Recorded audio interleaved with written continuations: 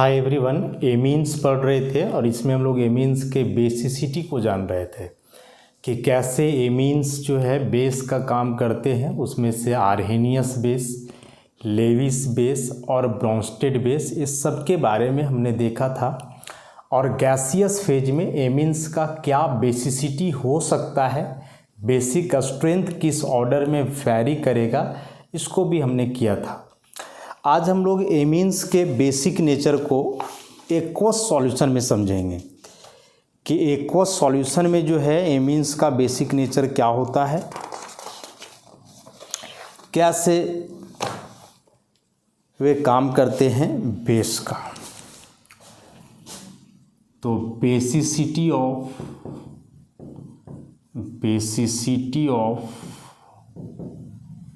Amines in aqueous medium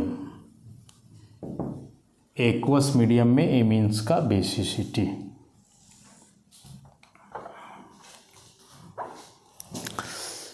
तो aqueous medium कहने का मतलब हमने लास्ट क्लास में कंसीडर किया था इसको कि कोई 1 डिग्री एमीन है, यदि इसको आप वाटर में डिजॉल्व करते हो तो वाटर का प्रोटॉन एब्स्ट्रैक्ट करके अमोनियम आयन बनाएगा RNH3+ OH-। अब चूंकि वाटर में डिजॉल्व किए हो मतलब ये हाइड्रेटेड फॉर्म में होगा, एक्वस फॉर्म में होगा दोनों। वही काम आप 2 डिग्री एमीन के साथ भी करोगे, R2NH 2 डिग्री एमीन। यहाँ भी आप इसको वाटर में डिजॉल्व करोगे तो R2NH2+ aqueous plus OH- aqueous. Again यदि आप 3 डिग्री एमीन लेकर के चलते हो, 3 डिग्री एमीन की बात करते हो, तो यहाँ भी कुछ वैसे ही होने वाला है। सॉरी, यहाँ H नहीं होगा, R3NH+ एक्वस और OH- एक्वस, ऐसा। तो एमीन्स एक्वस मीडियम में बेस हैं क्योंकि वे एक्वस मीडियम में OH- आयन रिलीज कर रहे हैं, हाइड्रोक्साइड आयन रिलीज कर रहे हैं bye accepting H+ ion.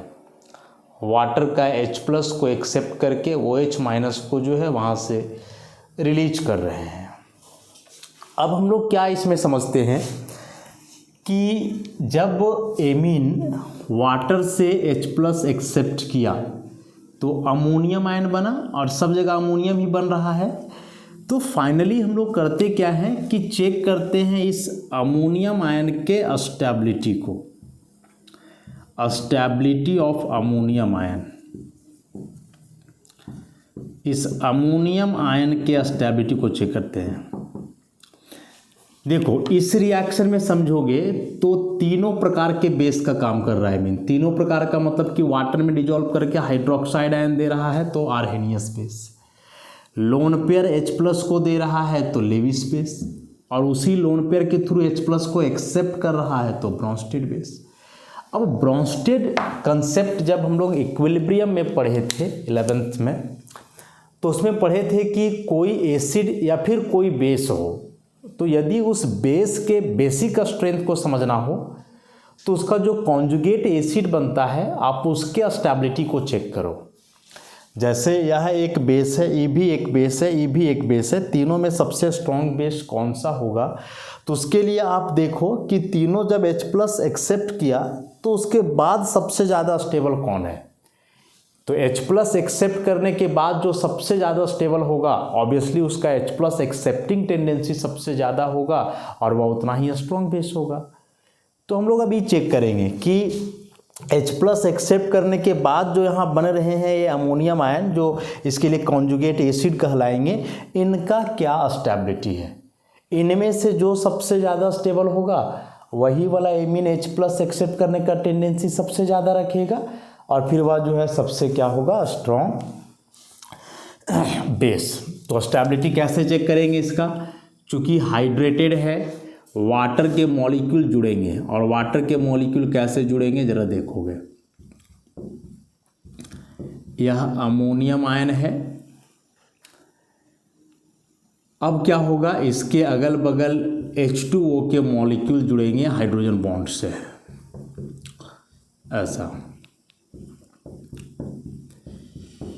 Nitrogen पे जो प्लस चार्ज है, इसके चलते हाइड्रोजन को अब यहाँ और भी ज़्यादा दिक्कत होने वाला है, क्योंकि नाइट्रोजन पे कोई चार्ज नहीं होता है, फिर भी नाइट्रोजन ज़्यादा इलेक्ट्रोनेगेटिव होने के चलते हाइड्रोजन का जो इलेक्ट्रॉन है बॉन्ड में, माने ओवरऑल बॉन्ड पेयर का इलेक्ट्रॉन, उसको भी ड्रॉ करता है।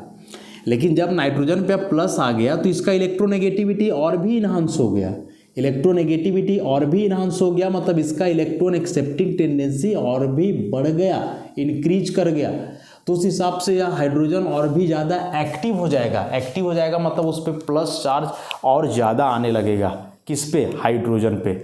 और जब उस हाइड्रोजन पे प्लस चार्ज आने लगेगा तो ये तो चाहेगा ना कि कहीं से इसको इलेक्ट्रॉन मिले और ये स्टेबल हो, तो इलेक्ट्रॉन मिलेगा इसको, क्योंकि अगल बगल जो वाटर के मॉलिक्यूल हैं उनमें ऑक्सीजन पे लोन पेयर है, तो यहाँ से लोन पेयर के थ्रू बॉन्ड बनेगा, ऐसे, जिसको हम लोग हाइड्रोजन बॉन्ड बोलेंगे, intermolecular hydrogen bond, intermolecular hydrogen bond, ऐसा। और जब भी वाटर का मॉलिक्यूल इंटरैक्ट करे किसी के साथ, बॉन्ड बनाए, ऑब्वियसली एनर्जी रिलीज होगा, और जो एनर्जी रिलीज होगा उसको हम लोग क्या बोलेंगे, हाइड्रेशन एनर्जी। क्या बोलेंगे उसको, हाइड्रेशन एनर्जी। और यह हाइड्रेशन एनर्जी फर्दर यूटिलाइज हो सकता है H2O मॉलिक्यूल को डिसोसिएट करने में, क्योंकि H2O मॉलिक्यूल जितना आसानी से डिसोसिएट होगा ना, उतना आसानी से उसका H+ को एमीन ले पाएगा और अपना बेसिक बिहेवियर को शो कर पाएगा, ऐसे। तो एमीन वाटर से कंबाइन करके जब अमोनियम आयन बनाया, तो उस अमोनियम आयन का स्टेबिलिटी हम लोग चेक कर रहे हैं हाइड्रोजन बॉन्डिंग से। वाटर के मॉलिक्यूल इंटरैक्ट हो रहे हैं वहाँ अमोनियम में जो एक्टिव हाइड्रोजन है उसके साथ, और इस हिसाब से जितना ज़्यादा हाइड्रोजन बॉन्डिंग बनेगा उसमें स्टेबिलिटी उतना ही ज़्यादा होगा, उतना ही अधिक होगा। तो यहाँ 3 हाइड्रोजन था नाइट्रोजन से जुड़ा हुआ, तो उसमें 3 हाइड्रोजन बॉन्ड बनाया हमने। अब इसमें देखोगे 2 डिग्री एमीन का जो कॉन्जुगेट एसिड बना है, तो इसमें नाइट्रोजन के पास तो 2 ही हाइड्रोजन है, मतलब अभी तो ऐसे है, एक इधर है एक इधर, ऐसा। तो इसमें जो आप H2O मॉलिक्यूल जोड़ोगे तब तो ऐसे नहीं जुड़ेगा, एक H2O यहाँ से, एक H2O यहाँ से, ऐसे 2 ही जगह जुड़ेगा, ऐसे और यहाँ से ऐसे। तो यहाँ 3 हाइड्रोजन बॉन्डिंग के द्वारा स्टेबलाइजेशन है, यहाँ 2 हाइड्रोजन बॉन्ड बन रहे हैं, और इसमें 1 हाइड्रोजन इसके साथ है तो एक ही हाइड्रोजन बॉन्ड बनेगा। अब जितना ज़्यादा हाइड्रोजन बॉन्डिंग होगा उस अमोनियम आयन का स्टेबिलिटी उतना ही ज़्यादा होगा। तो इस हिसाब से सबसे स्टेबल अमोनियम आयन कौन सा एमीन बना रहा है, तो प्राइमरी एमीन बना रहा है। और अभी हम समझाए थे कि इस अमोनियम आयन का स्टेबिलिटी ही डिसाइड करेगा एमीन के बेसिक नेचर को, एमीन के बेसिक नेचर को डिसाइड करेगा कौन, या extent of hydrogen bonding. So on the basis of extent of hydrogen bonding the stability of ammonium ion follows the order 1 degree amine या 1 degree ammonium ion सबसे ज़्यादा stable, उससे कम 2 degree ammonium ion, और सबसे कम stable कौन हुआ, 3 degree ammonium ion. अब 1 degree ammonium ion सबसे ज़्यादा स्टेबल है, इसका मतलब हुआ 1 डिग्री एमीन सबसे ज़्यादा बेसिक होगा, सबसे ज़्यादा क्या होगा, बेसिक नेचर का होगा। सो on the basis of stability मतलब हाइड्रेशन ऑफ अमोनियम आयन या alkyl ammonium ion, alkyl ammonium ion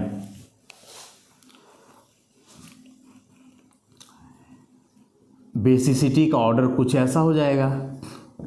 1 degree amine is most basic followed by 2 degree amine and followed by 3 degree amine. Basic character decreases, basic character decreases. तो जब हमने inductive effect पढ़ा था पिछला lecture में, तो वहाँ देखे थे कि 1 डिग्री 2 डिग्री 3 डिग्री में बेसिक नेचर का वेरिएशन कुछ ऐसा था। On the basis of inductive effect जो गैस फेज का वेरिएशन था वह कुछ ऐसा था। गैसियस फेज में 3 डिग्री एमीन मोस्ट बेसिक था, उससे कम 2 डिग्री और सबसे कम 1 डिग्री। लेकिन वही जब एक्वस मीडियम में हम लोग चले गए तो एक्वस मीडियम में अब 1 डिग्री सबसे ज़्यादा बेसिक हो गया, उससे कम 2 डिग्री और सबसे कम बेसिक यहाँ कौन हो गया 3 डिग्री। तो ऑर्डर तो जस्ट रिवर्स हो गया। इसका मतलब कि यदि एग्जाम में क्वेश्चन आता है बेसिक नेचर को एक्सप्लेन करने के लिए तो आप डायरेक्टली नहीं टिक करोगे, उसमें देखना पड़ेगा मीडियम क्या है, गैसियस फेज है, एक्वस मीडियम है, क्योंकि दोनों में ऑर्डर जस्ट रिवर्स है।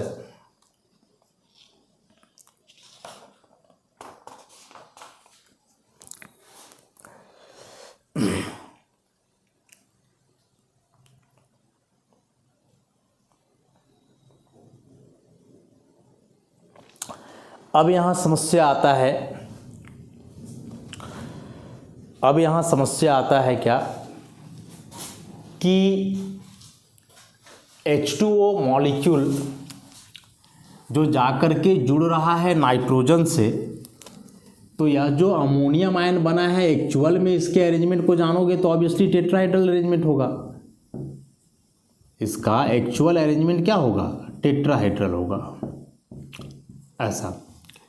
अब आ करके यहाँ H2O का मॉलिक्यूल जुड़ रहा है और H2O is not a very small molecule, यह एक बहुत छोटा मॉलिक्यूल नहीं है। H2O ऑक्सीजन है, 2 हाइड्रोजन है, एंगुलर शेप का मॉलिक्यूल है। तो जब यह H2O का मॉलिक्यूल जाकर के अप्रोच करेगा इसको ना, तो ये अपना अगल बगल का इन्वायरमेंट भी देखेगा। अपना अगल बगल का इन्वायरमेंट देखने का मतलब कि अगल बगल वैसा कुछ तो नहीं है जो इसको यहाँ पहुँचने में प्रॉब्लम क्रिएट कर रहा है। कहने का मतलब कि स्टेरिक फैक्टर भी यहाँ इन्वॉल्व होंगे, स्टेरिक फैक्टर भी यहाँ क्या होंगे, इन्वॉल्व होंगे। और स्टेरिक फैक्टर भी यहाँ इन्वॉल्व होंगे, इसका मतलब हो गया कि यदि R के जगह यहाँ कोई छोटा ग्रुप है CH3 तब ठीक है, आसानी से चला जाएगा। लेकिन वही यहाँ R के जगह कोई बहुत बड़ा ग्रुप है, जैसे टर्शियरी ब्यूटाइल हो ऐसा, तो जब इतना बड़ा मॉलिक्यूल आ जाएगा ना, तो हर तरफ से H2O को इस हाइड्रोजन तक अप्रोच करने में भाई होगा दिक्कत। तो उस केस में क्या होगा कि हाइड्रोजन बॉन्डिंग ढंग से हो नहीं पाएगा और फिर इसका स्टेबिलिटी जो है उतना नहीं बन पाएगा हाइड्रोजन बॉन्डिंग के वजह से। तो कहने का मतलब कि साइज पे भी डिपेंड करने वाला है, जिसको हम लोग क्या बोल रहे हैं, स्टेरिक फैक्टर बोल रहे हैं। तो यदि अब इन तीनों फैक्टर्स को मिलाओगे, inductive effect, hydrogen bonding and steric factor, ठीक। So on the basis of I effect alone 3 degree is most basic followed by 2 degree and 1 degree.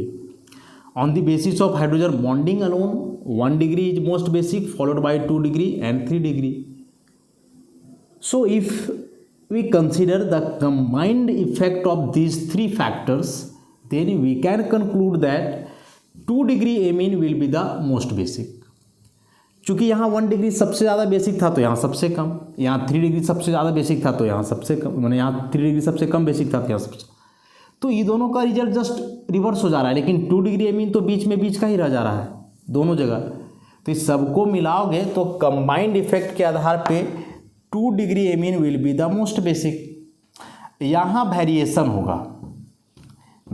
होगा मतलब हो सकता है कि कभी 3 डिग्री ज़्यादा बेसिक हो जाए 1 डिग्री से और कभी 1 डिग्री ज़्यादा बेसिक हो जाए 3 डिग्री से।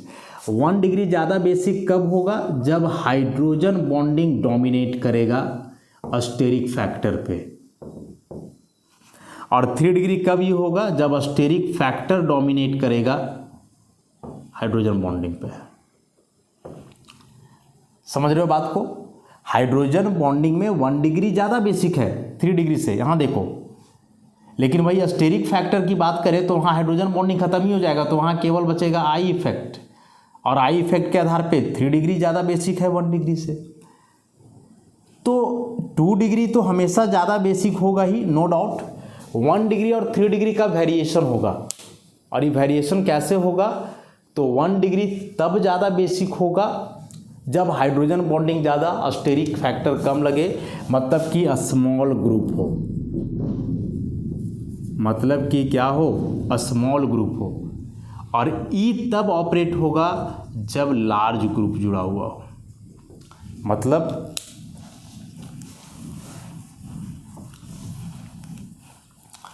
मतलब ऐसा समझो कि इस तरह के एमीन्स दिए हुए हों, CH3NH2, CH3 2NH,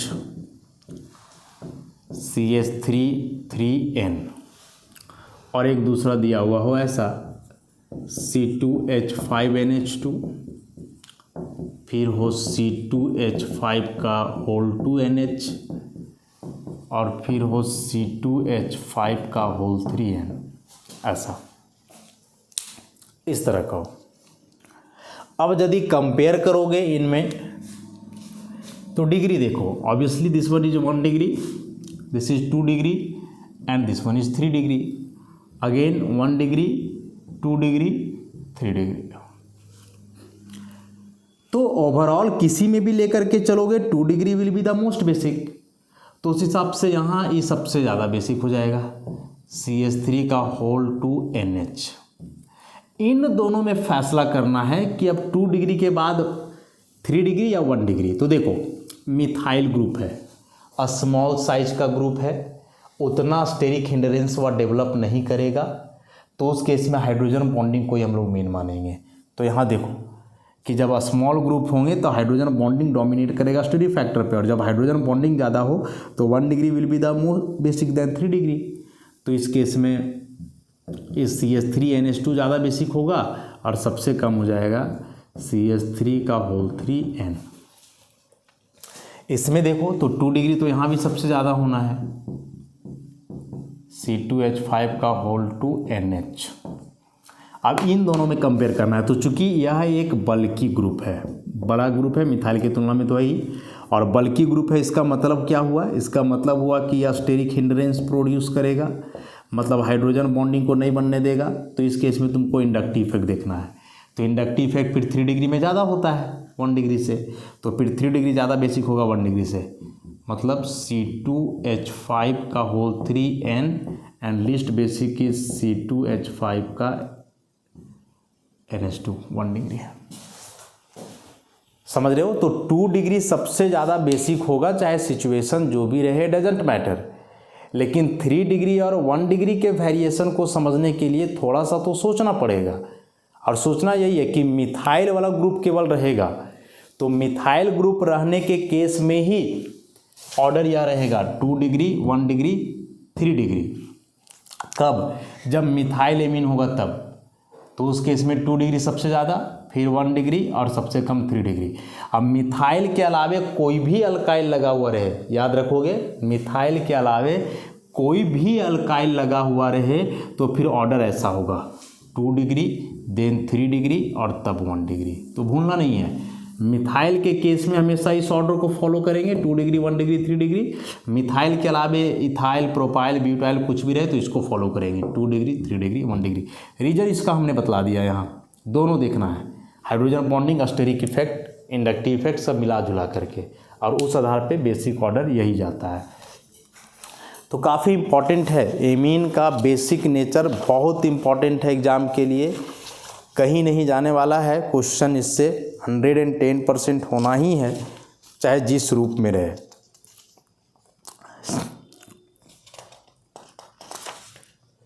जैसे कुछ क्वेश्चंस मान लो इससे हम लोग देखना चाहें,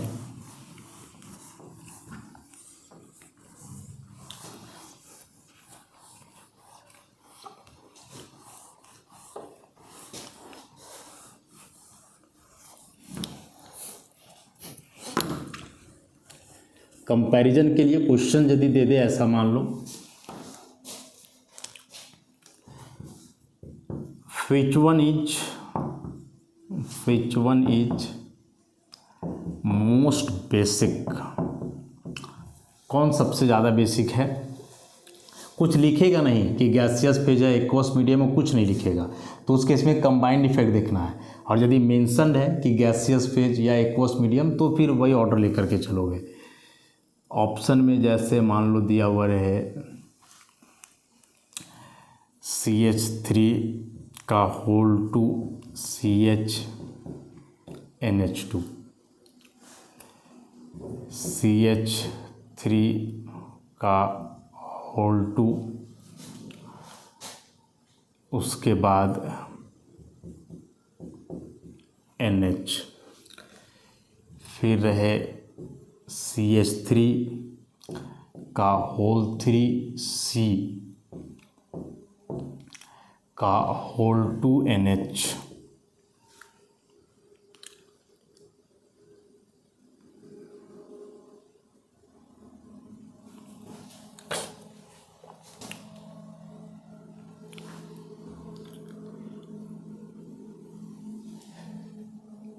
इसमें सबको 2 डिग्री ही बना करके चलें हम लोग तो ज़्यादा बेहतर होगा। NH ही रहने दो, इसका भी कर दो होल टू। ऐसे ये 3 एमीन्स दिए हुए हैं, तीनों में सबसे ज़्यादा बेसिक नेचर का कौन होगा, इस बात को एक्सप्लेन करना है हम लोग को। कैसे इसका एक्सप्लेनेशन दे पाएंगे हम लोग, तो स्ट्रक्चर बनाओ तब। NH, तो ये बड़े ग्रुप्स लगे हुए हैं ऐसा, एक और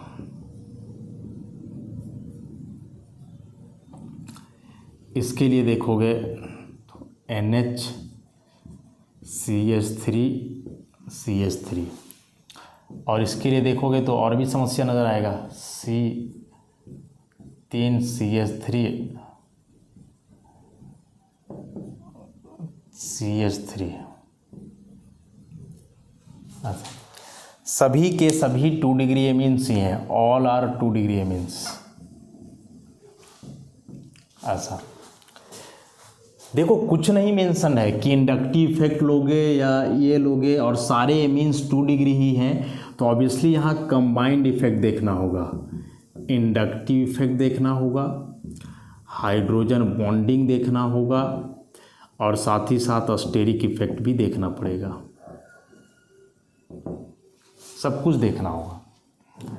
जनरली ये सभी जो है बेसिक नेचर के सब्सटेंस हैं, और बेसिसिटी जनरली ऑब्जर्व किया जाता है एक्वस मीडियम में, इतना याद रखोगे एक्वस मीडियम। और वैसे भी इतने बड़े बड़े एमीन हैं तो ये जनरली लिक्विड फॉर्म में ही एग्जिस्ट करने वाले हैं।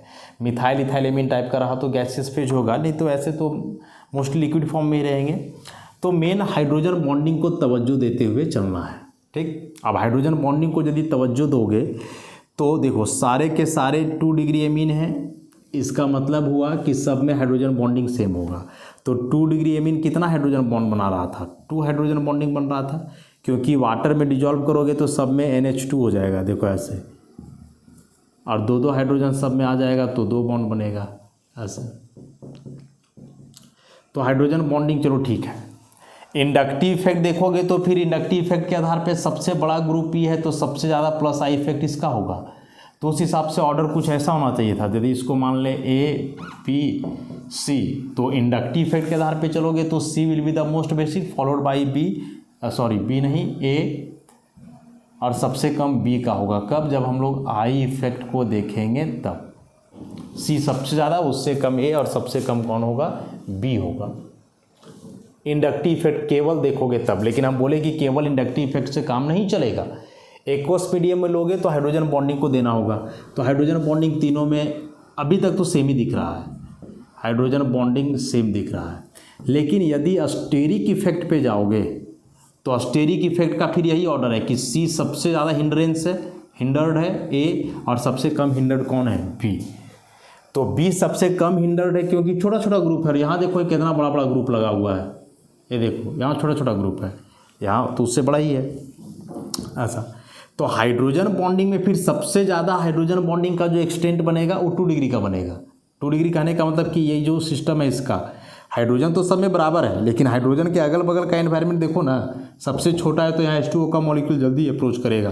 तो हाइड्रोजन बॉन्डिंग के आधार पर ऑर्डर ये हो जाना चाहिए B, उसके बाद A और उसके बाद कौन, C होना चाहिए ऐसा, B, A और C। तो इन दोनों के आधार पे यदि आप लेकर के चलोगे तो हम लोग देख पा रहे हैं कि A आ जा रहा है दोनों में बीच में, तो ऑब्वियसली सबसे ज़्यादा बेसिक यही हो जाएगा। अब B और C में डिसाइड करोगे तो हम लोग B की ओर जाएंगे, क्योंकि हाइड्रोजन बॉन्डिंग मेन काम करेगा इसमें, एक्वस मीडियम ले रहे हो तो B और सबसे कम हो जाएगा कौन, C। So this one will be the correct order. A सबसे ज़्यादा, उसके बाद A सबसे ज़्यादा, उसके बाद B और फिर उसके बाद क्या, C। तो ऐसे करके बेसिक नेचर को जो है हम लोग एक्सप्लेन करेंगे सारे थ्योरी सारे पॉइंट्स के आधार पे। तो यह एलिफेटिक एमीन्स का जो बेसिक नेचर था उसको हमने एक्सप्लेन करा हर एक तरीके से, गैसियस फेज, एक्वस मीडियम में हाइड्रोजन बॉन्डिंग, स्टेरिक इफेक्ट, फिर ओवरऑल कंबाइंड इफेक्ट। अच्छे से इसको रिवीजन करोगे। NCERT बुक्स में भी बहुत सारे प्रॉब्लम्स हैं, उसको हम लोग लास्ट में करेंगे ही, तो एक बार फिर से रिवीजन हो जाएगा। अब एरोमेटिक एमीन्स का बेसिसिटी बचा, जिसको नेक्स्ट लेक्चर से हम लोग करेंगे। धन्यवाद।